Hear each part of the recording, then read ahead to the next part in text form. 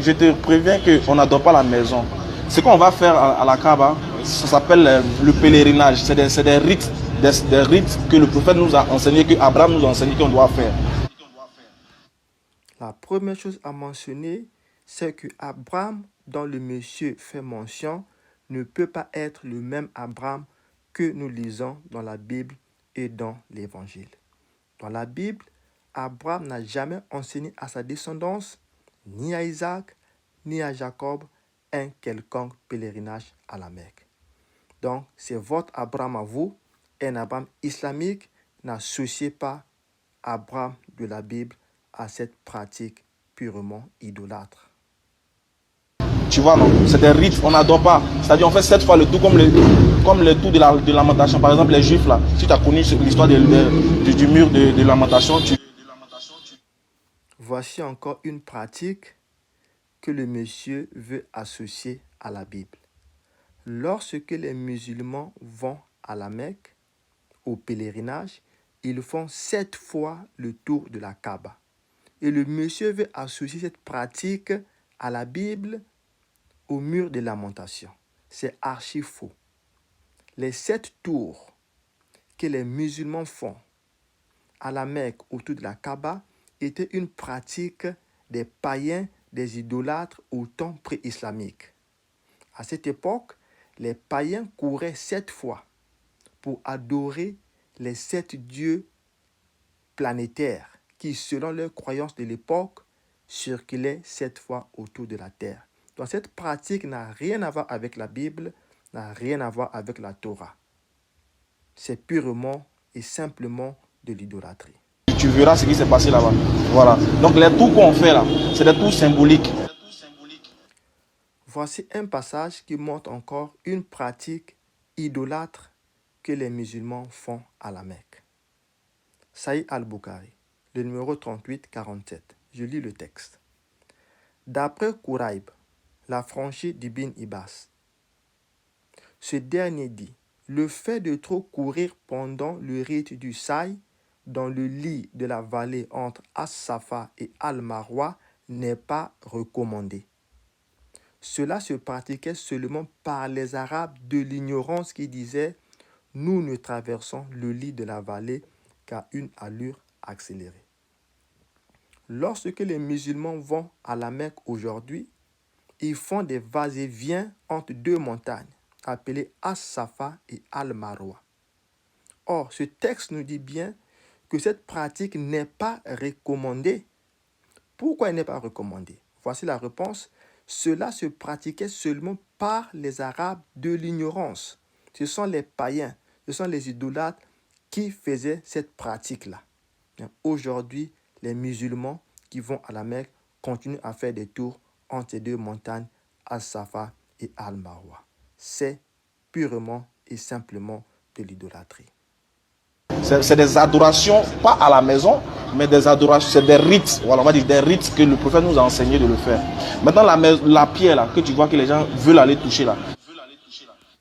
Alors maintenant, il va parler de la pierre noire. Comme vous le savez, la pierre noire occupe une place importante lorsque les musulmans vont à la Mecque. Tout le monde veut toucher la pierre noire. Tout le monde veut embrasser la pierre noire. Qu'est-ce qu'il y a d'aussi important à cette pierre noire? Écoutons-le. La pierre est symbolique. C'est parce que le prophète a fait ça. Le prophète dans un hadith, le prophète nous dit que cette pierre est symbolique. Et effectivement, le prophète lui-même a embrassé la pierre noire. Voici Sahih al-Bukhari, le texte est encore à l'écran. D'après Abis ben Rabia, Oumar vint embrasser la pierre noire et dit, « Je sais que tu n'es qu'une pierre qui peut ni nuire ni être utile. Et si je n'avais pas vu le prophète t'embrasser, je ne t'aurais pas embrassé. » Oumar, qui fut plus tard l'un des califes, a reconnu que la pierre noire ne peut ni nuire ni être utile, parce que c'est juste une pierre. Mais il a vu le prophète lui-même l'embrasser. Donc lui aussi, il était obligé, par imitation, par allégeance au prophète, d'embrasser aussi la pierre noire. Mais si la pierre noire était si utile, si elle était si symbolique, pourquoi Allah lui-même n'en parle pas dans le Coran? Qui a dit à Muhammad d'embrasser la pierre noire? Les païens avaient aussi une pierre noire qu'ils embrassaient au temps pré-islamique. Donc, tout ce que ces gens font à la Mecque, ils ne font qu'imiter des pratiques païennes des Arabes au temps de l'ignorance. Et aujourd'hui, ces musulmans font la même chose. Ce n'est que de l'idolâtrie pure et simple. Tu sais que cette pierre aussi est dans la Bible.